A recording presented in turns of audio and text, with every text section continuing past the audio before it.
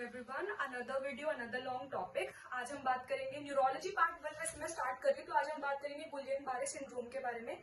अभी ना मतलब मैंने ऐसा सोचा है कि जब तक जुलाई वाला एग्जाम आता है ना, तब तक ना जितने भी पीवाईटीज है ना वो कवर कर लेते हैं, चाहे बी इट नीट पीजी का हो या एफएमजी का हो, हम उसे कवर करने की कोशिश करते हैं। देखो पूरा सिलेबस तो इतनी जल्दी नहीं पढ़ सकते, सिंपल बात है। तो अभी मैंने सोचा कि मैं पीवाईटी सारे उठाती हूँ जो थोड़े से डिफिकल्ट लगते हैं, जहाँ पे कंफ्यूजन होती है और फिर हम मतलब ब्लंडर कर देते हैं, इसलिए अब हम वो उठा रहे हैं हम। और मैंने ये भी सोचा है कि हम ना कल वाली वीडियो के अंदर एक Q&A सेशन रखते हैं, जिसके अंदर मैं ना इंस्टाग्राम पे डाल दूंगी, आप लोग अपने क्वेश्चंस भेजना। प्लीज कोई टॉपिक नहीं बताएगा कि दीदी वाला टॉपिक समझा दो, नहीं। अभी वो प्रिपरेशन फेज वाले क्वेश्चंस की मेरे को MCQ सॉल्व नहीं हो रहे हैं या मेरे को एंग्जाइटी हो रही है, कुछ भी चीज, जो भी चीज आपको पूछनी है ना, वो रखते हैं हम कल वाले सेशन में। देखते हैं, करते हैं वो चीज भी हम। अभी पढ़ाई स्टार्ट करते हैं। गुलियन-बारे सिंड्रोम के बारे में पढ़ेंगे आज हम। बहुत ध्यान से पढ़ना है। कार्डियोलॉजी के क्वेश्चंस पहले बहुत आया करते थे, लाइक अब तो न्यूरोलॉजी इतना इन टॉपिक हो गया ना, बहुत क्वेश्चंस आते हैं न्यूरोलॉजी में से, चाहे मेनिंजाइटिस हो, चाहे गुलियन-बारे हो, चाहे सॉरी नॉट एसएलई तो हेमाटोलॉजी का पार्ट है, सॉरी। बहुत सारे क्वेश्चंस आने लग गए हैं। अभी हम गुलियन-बारे सिंड्रोम से पढ़ते हैं, ठीक है। और थोड़ी थोड़ी बीच में बातें भी करते रहेंगे ताकि ज्यादा बोरिंग ना हो जाए क्लास, राइट। चलो, गुलियन-बारे सिंड्रोम से जो अब हम स्टार्ट कर रहे हैं, यहाँ पे होता क्या है मेजरली, इसका क्लिनिकल क्वेश्चन बनेगा कैसे। पहले मैं आपको एक ब्रीफ दे देती हूँ, गुलियन-बारे सिंड्रोम होता क्या है। गुलियन-बारे सिंड्रोम जो होता है वो एक पैची सेगमेंटल डीजेनरेशन है। पैची मतलब पैचेस में होगा, सेगमेंट्स के अंदर डीजेनरेशन हो जाता है किसका, स्पाइनल कॉर्ड का एंड पेरिफेरल नर्व्स का।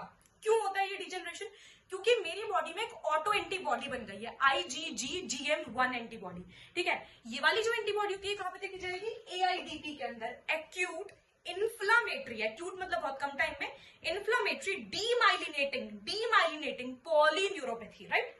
यहाँ पे क्या बन जाती है, IgG। याद करना अब आसान हो गया ना, Guillain Barre syndrome, G for Guillain Barre syndrome, G for IgG antibody हो गई हमारे पास, यहाँ पर इजी।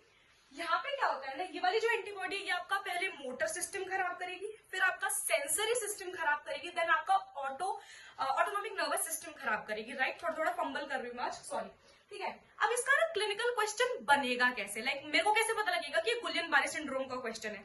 मेन जो हमें पेपर के अंदर करना है वो है क्वेश्चन सॉल्व करने हैं, तो क्वेश्चन पकड़ना भी आना चाहिए। अब इसका बज़वर्ड क्या है, यहाँ पे लिखा होगा, एक बंदे ने कुछ रोड साइड ढाबा से या कुछ से कुछ भी खाया था, वो खाने के बाद जो है उसे जो है उसके एक हफ्ते बाद, वेरी स्पेसिफिक, आफ्टर 7 days और 1 week, उसे जो है ना वीकनेस होना जो है वो स्टार्ट हो गई, प्रोग्रेसिव वीकनेस जो उसे होना स्टार्ट हो गई।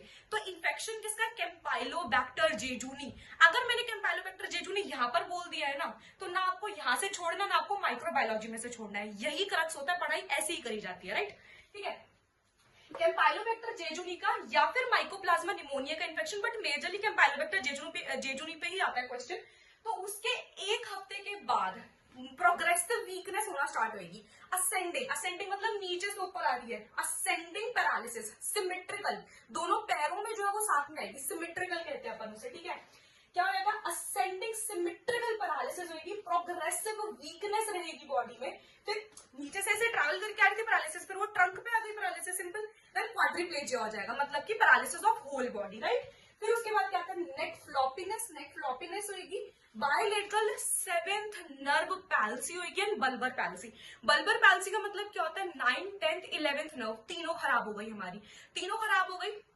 ये तीनों नर्व्स जो होती है वो हमारे टंग वाले सिस्टम के साथ एसोसिएटेड है। प्लीज मैं उसको पूरा अभी एक्सप्लेन नहीं करना चाहती, क्योंकि उसको हम अपन बाद में पढ़ेंगे, क्योंकि वो थोड़ा एनाटॉमी वाला पार्ट आ जाएगा फिर, ठीक है। तो यहाँ पे क्या होगा, एस्पिरेशन के चांसेस बनेंगे। एस्पिरेशन होगा तो सेकेंडरी निमोनिया होने के चांसेस है। Most common cause of death is secondary pulmonary involvement. Majority of neurological disorders में ना आप देखोगे कि ना ज्यादातर जो वो एस्पिरेशनल निमोनिया की वजह से डेथ हो रही है, चाहे आप अल्जाइमर्स में देख लेना, मतलब मैंने मेजॉरिटी ऑफ में देखा है, ठीक है।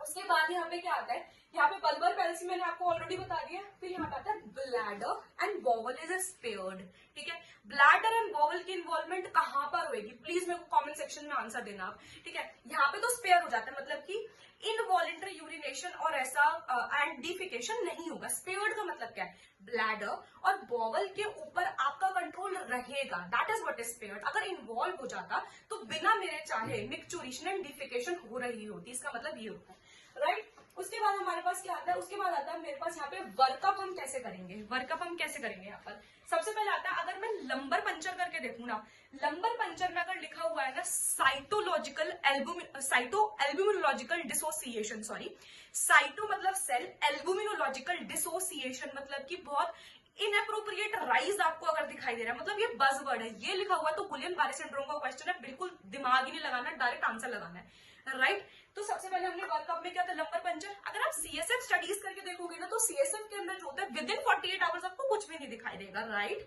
उसके बाद आता है हमारे पास यहाँ पर इलेक्ट्रोडायग्नोस्टिक टेस्टिंग। जैसे नॉर्मली जो हमारे नोड्स ऑफ रैनवेयर होते हैं उसके ऊपर से ऐसे उछल उछल के इंपल्स जाती है, यहाँ पे वो इंपल्स जाना बहुत धीरे हो जाएगी। इलेक्ट्रोडायग्नोस्टिक टेस्टिंग के अंदर जो वो चीज हम यहाँ पर देखते हैं। फिर आते हैं यहाँ पे लास्ट में हमारे पास इसका क्राइटेरिया कौन सा है, इसका क्राइटेरिया है ब्राइटॉन क्राइटेरिया। ब्राइटॉन क्राइटेरिया के लिए मैंने भी सर से याद किया था, उन्होंने एक निमोनिक दे रखा है, फेम वाला निमोनिक। प्लीज बहुत क्लासिकल निमोनिक्स हमेशा याद करने चाहिए, फालतू के निमोनिक्स नहीं बनाने चाहिए पेपर में। फिर आपको ना 2 कोर्स याद करने पड़ जाएंगे, एक अपना खुद का कोर्स, एक निमोनिक्स वाला कोर्स। तो मैं ज्यादा निमोनिक्स वाली स्टडी नहीं करती हूँ भाई, मेरे को सिंपल चीजें समझ में आती है, इससे अच्छा तो मैं समझ के कॉन्सेप्ट बना के लर्न कर लूंगी, बट मैं कभी भी निमोनिक्स वाली स्टडी नहीं करती हूँ, राइट। फिर यहाँ पे क्या आता है ब्राइटॉन क्राइटेरिया। ब्राइटॉन क्राइटेरिया के लिए हमने क्या निमोनिक बना रखा है, हमने फेम वाला निमोनिक बना रखा है, फेम वाला निमोनिक, ठीक है। फेम वाला निमोनिक यहाँ पे हमने बनाया था। यहाँ पे आता है ट्रीटमेंट। ट्रीटमेंट में हम देते हैं IVIG, इंट्रावीनस इम्यूनोग्लोबुलिन्स देंगे हम यहाँ पे। Plasma pheresis. प्लाज्मा फेरेसिस का मतलब क्या होता है, प्लाज्मा फेरेसिस का मतलब होता है कि यहाँ पर मैं क्या कर रही हूँ, जो ऑटो एंटीबॉडीज मेरी बॉडी के अंदर बनी है उन्हें क्लियर ऑफ कर रही हूँ, that is what is plasma pheresis. Fame की फुल फॉर्म आप लोग मेरे को बताना प्लीज कमेंट सेक्शन में, क्योंकि मैंने ऑलरेडी बता दिया है, ठीक है, ऑलरेडी बता दिया। ये A फॉर एरेफ्लेक्सिया होता है, A फॉर मोनोफेजिक इलनेस होती है, A फॉर साइकोलॉजिकल एल्ब्यूमिनोलॉजिकल डिसोसिएशन होएगा, और F और E के बारे में आप लोग बताना कमेंट सेक्शन में। अब आती है बात, ये गुलियन-बारे सिंड्रोम जैसे आज हमने कंप्लीट कर लिया, बहुत छोटा सा टॉपिक था बट बहुत इंपॉर्टेंट टॉपिक है। जब भी आप कोई भी टॉपिक पढ़ रहे हो जहाँ पे एंटीबॉडी आ रही है, कभी भी नहीं छोड़ना है, हमेशा सारी एंटीबॉडीज याद रखो यार प्लीज। मतलब अब हमारे एग्जाम में ना नीट, पीजी और एफएमजी में कोई डिफरेंस नहीं रह गया यार, बहुत क्लिनिकल। जैन वाले एग्जाम में सेकंड वाला पेपर जब हम लोगों ने देखा था ना, बहुत अच्छे लेवल का पेपर यार एक सेट हो रखा था। प्लीज अपनी स्टडीज को छोटा मत करो, प्लीज उसे बड़ा करो। जब आप इतना पढ़ोगे तब आपको इतना याद रहेगा और पेपर तक जाते जाते वो इतना हो जाएगा। अपने मार्क्स का स्कोप बढ़ाओ, आपको और ज्यादा पढ़ना है, ठीक है।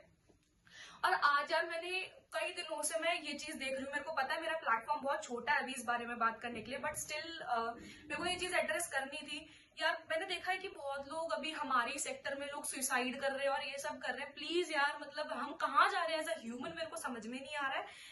डॉक्टर बनना इतनी बड़ी कोई बात नहीं है। अब आप लोग मेरे को बोलोगे कि ना दीदी आपका क्लियर हो गया इसलिए आपको ऐसा लग रहा है, नहीं यार, डॉक्टर बनना इतनी बड़ी कोई बात है नहीं। आपका कोई इतना बड़ा कुछ नहीं उखाड़ा है आपने। हमेशा पहले लाइफ में एक अच्छा इंसान बनना बड़ी बात होती है यार। प्लीज प्लीज प्लीज पहले एक इंसान बनो। डॉक्टर तो आप इवेंचुअली बन ही जाओगे, आज आप पढ़ाई कर रहे हो, कल पेपर क्लियर हो जाएगा, आप डॉक्टर बन गए। क्या आप एक अच्छे इंसान बने। जब भी किसी को कुछ गलत करते हुए देखते हो, प्लीज यार अपने माइंड में रखा करो यार, ये काम नहीं करना मेरे को, प्लीज, ठीक है। कोई कमेंट सेक्शन में ये मत लिखना पढ़ा भी रही है ज्ञान भी दे रही है, दोनों चीजें होंगी यहाँ पे, पढ़ाई भी ज्ञान भी, थोड़ी थोड़ी पढ़ाई थोड़ा थोड़ा ज्ञान, ताकि ज्यादा बोरिंग ना हो जाए। अच्छा, गुलियन-बारे सिंड्रोम के बारे में ये कंप्लीट इन्फॉर्मेशन है। प्लीज इसके अलावा आई डोंट थिंक कि हमारे एग्जाम में कुछ ज्यादा पूछा जाएगा। आपको एंटीबॉडीज नहीं छोड़नी, आपको वर्कअप नहीं छोड़ना, आपको बज़वर्ड नहीं छोड़ना है एक भी। आपको क्या नाम लेते हैं, ये देखो IgG एंटीबॉडी होती है, G for Guillain Barre, G for IgG antibody होती है, कैम्पेलोबैक्टर जीजू नहीं करवाता है। काफी इजी टॉपिक है, कल मेनिंजाइटिस के बारे में बात करेंगे बाय द वे। एंड आप लोग मेरे को बता देना कि आपको एक Q&A सेशन चाहिए या नहीं चाहिए। लाइक मेरे को ऐसा लगता है कि हमें करना चाहिए। मैं अपने इंस्टाग्राम पे डालूंगी, आप लोग मेरे को वहां पे बताना कि मैं क्वेश्चंस आप लोगों के उठाऊं प्रिपरेशन से रिलेटेड, नॉट टॉपिक से रिलेटेड। टॉपिक्स हम कवर कर ही रहे हैं, इंस्टा पे भी कवर कर रहे हैं, यहाँ पे भी कवर कर रहे हैं। अभी मैंने आज के लिए छोटा टॉपिक उठाया था बिकॉज वो थोड़ी सी वर्क लोडेड थी आज, थोड़ी सी, बट हाँ मतलब प्रॉपरली अपन करेंगे, है ना। और अगर आप लोग को ऐसा लगता है कि मैंने बहुत ज्यादा बातें करी तो प्लीज 1.5x पे देख लेना, अपना टाइम वेस्ट मत करना, राइट। तो ये कंप्लीट हो चुका हमारा गुलियन-बारे सिंड्रोम। Thank you.